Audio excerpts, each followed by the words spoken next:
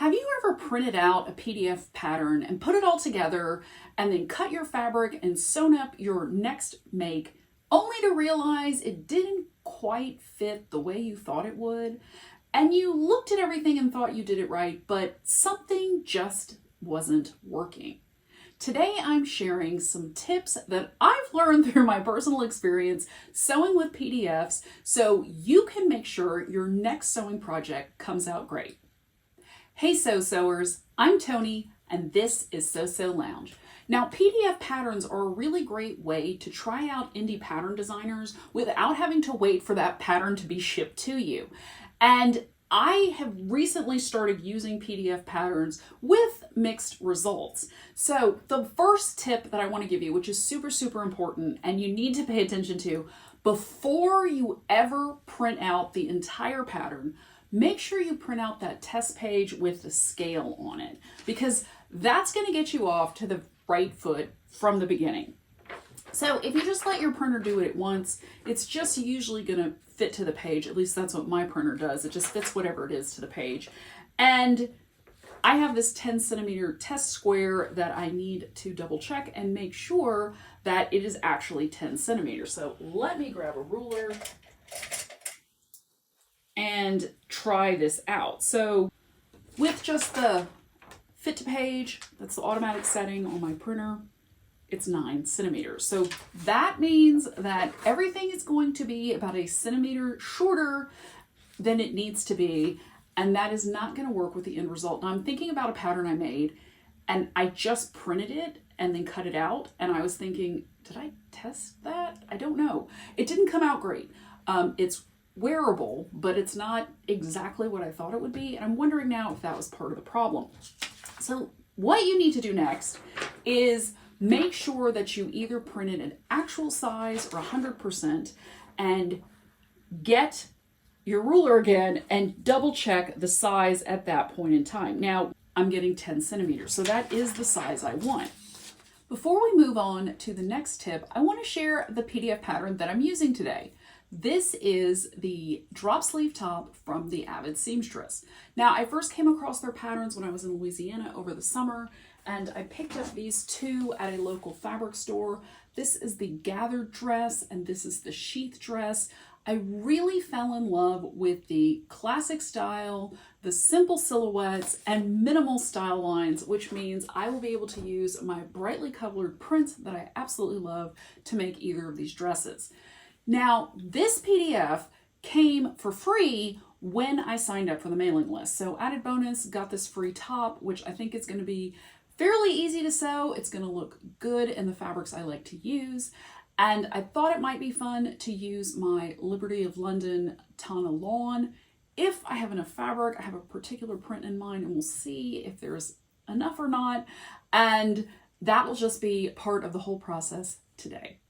Now that we've got the 10 centimeter test square actually measuring 10 centimeters, we've got another problem, which brings me to tip number 2. Because as you can see, the bottom edge of this pattern piece is no longer showing on my paper. So this is another thing I did. I thought, oh, well, I can kind of see that little triangle there. It's fine. I can just match it up with the top of the next page and the next row. Everything will work out. Doesn't really work that way, because you do need all those lines and all the arrows to match up correctly to get to this end result of everything mapped out the way that it needs to be, so all of your pieces are the right size. My printer is just a regular HP DeskJet. It's nothing special. I've had it for a few years. It was pretty cheap. I tried a bunch of different ways. I tried to remove all the margins. It's still going to cut off the very bottom of the page because it's automatically putting margins, and there's no way to remove that. So I realized at that point that I needed to come up with a solution. And that solution was not buying an edge-to-edge printer, because I don't know if you've ever looked at those, but they're $200. They start at $200. And I was like, okay, there has to be a better way to make this happen. I was explaining my problem to my boyfriend, and he goes, why don't you just print it at Kinko's? That would be an option, because Kinko's does have an edge-to-edge printer, but that means I have to leave my house and go to Kinko's. So an idea came to me. Why not try using legal-sized paper instead of letter paper, because the width of the regular paper worked, which is the same as legal paper, but with legal paper you get that extra little bottom edge, which then added the line that I needed to be able to make this work and get this all printed together. And if you look at these two side by side, you can see that it's not a whole lot of difference that I'm getting added on there, but it's just enough to cause problems because I'm not going to be able to match up those lines exactly. It's just really not much paper, and if I can make those margins go away, I can make it work.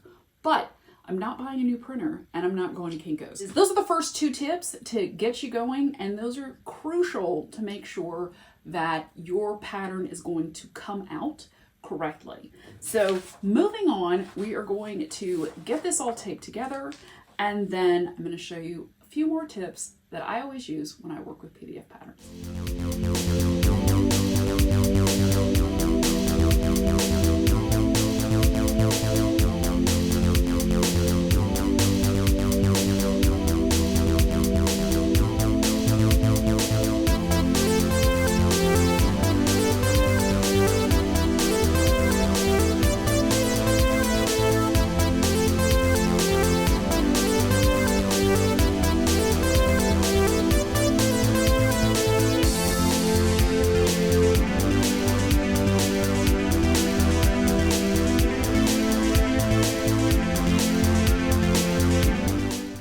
My pattern is all taped up, and it looks just like the map that we need to put everything together, so it looks the same. Everything is lining up the way it's supposed to. It was no kind of weirdness happening when I was putting together the facing or the sleeve, which is where the lines were getting a little wonky the first time I did this. Now the next step is going to be to figure out what size I am, since this is the very first time I am using an Avid Seamstress pattern. And when you look at the numbers on the pattern pieces, they're just numbers. It's 0 through 8, and that doesn't really have a lot of significance to me. It's not small, medium, large. So that definitely means I need to go check out the size chart and figure out where my size falls in all of this. Now, since this is a UK pattern, it comes in centimeters, but they also give you inches, which is super helpful because I just work better in inches. I think most of us here in the US do. So looking at the measurements for my body, it looks like I'm a size 4 because the bust is 39, waist is 31.5, and hip is 41.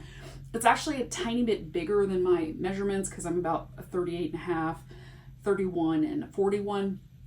So pretty close. I'm going to go with the closer ones. The 3 would be a 37 bust, which I'm definitely not. But I still need to check out the finished garment measurements because that is going to let me know the amount of ease in the pattern. And looking at this top, it is a boxy top, so it might be too big in a size 4.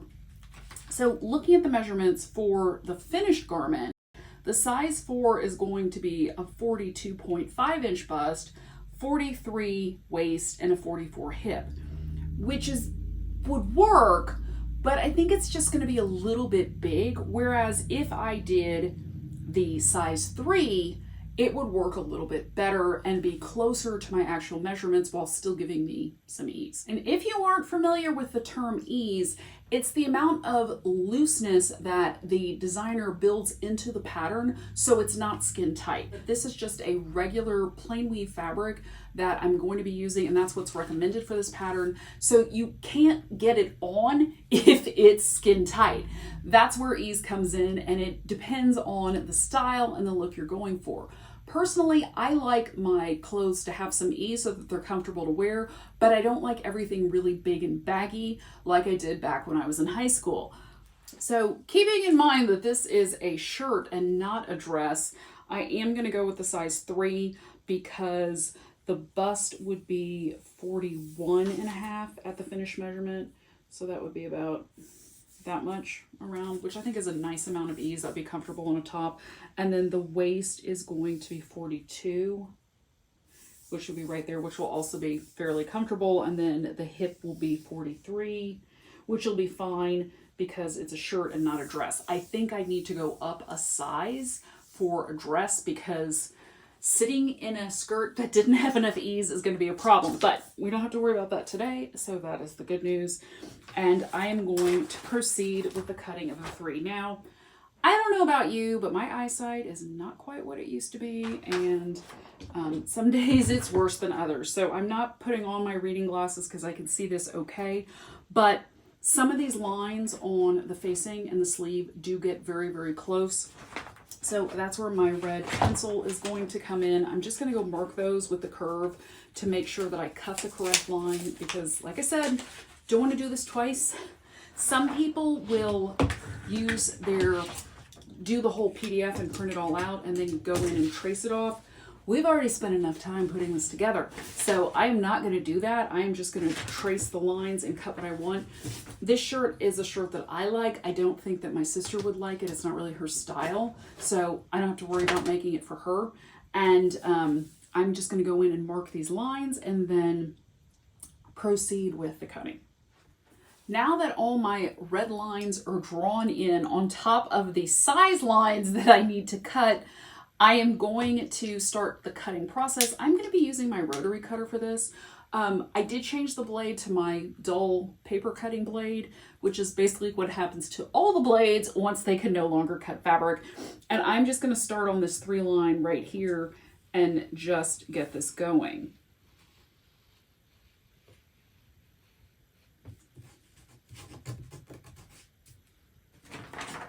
There we go. It is actually cutting. As I'm cutting everything out, I'm going to also be taping some of these pieces together, because I didn't do a super close job of getting every single solitary piece of the pattern lined up. So I'll be doing that in the process and just making that happen, so then we can get to the fun step of actually getting the pattern laid out and the fabric cut. I have my pattern pieces all cut out. I do need to do a little bit more taping because apparently I missed a couple of spots. But for the most part, they are ready to go. The thing I liked about this pattern is it's only 4 pieces, so it's going to be quick to sew, which always a fan of that. And then the last thing I want to do before I start cutting out all the notches is make notes on the pattern of anything that is unusual. Right off the bat, I can see that some of the seam allowances are larger than others. And that was a note that I read in the instructions, is like, pay attention to the pattern seam allowances. So the side seams, it looks like the armhole seam and the neck seam are all 1 centimeter, but the shoulder seam is 1.5. So I'm just going to circle those with my red pencil, and just to keep that in mind. And then over here on the facing, that's also 1 centimeter. The shoulder is also 1 centimeter. There's some arrows going front and back, so I marked those as well. And then I think the back is going to be just, the front is on the fold, and then it's the 1.5 on the shoulder. I like to make sure that everything is marked. And then part of the instructions as well for the PDF were to read through all of the instructions first before you sit down and sew. I like to just mark up the pattern from the get-go. That way I kind of have an idea of what I'm going to be looking for in the instructions. And the last step is going to be to cut out these little triangles and markings that I'm going to need for, matching everything together. Now, you might be wondering what fabric I'm using. I was going to use this gorgeous Liberty lawn that I bought over the summer, but unfortunately I do not have quite enough. I can get the top bodice part on and half of the sleeve, and if I use the scrappy pieces and Franken fabric them together, I will probably have enough for the facing, but I don't know if I want to do that right now for the very first time I'm using this pattern. I'd rather make it up and then see how I like it before I cut into my gorgeous lawn that I absolutely love. So I think I'm going to use this fabric instead. This is another bold and bright geometric print that I love. This, I believe, is Cassette. Yes. And I think it would be really fun in this pattern. It's going to be cute. And then the plan when I bought that fabric was to make a skirt out of this fabric to wear to court on a Friday, because, Friday is more casual, and with a black jacket. So that will be coming up at some point. I am going to finish getting all these little notches cut out, and then I'm going to lay out all my pattern pieces and get to work cutting my fabric. There's another great video coming up next. You definitely don't want to miss it. You can check it out right here. I will see you over there.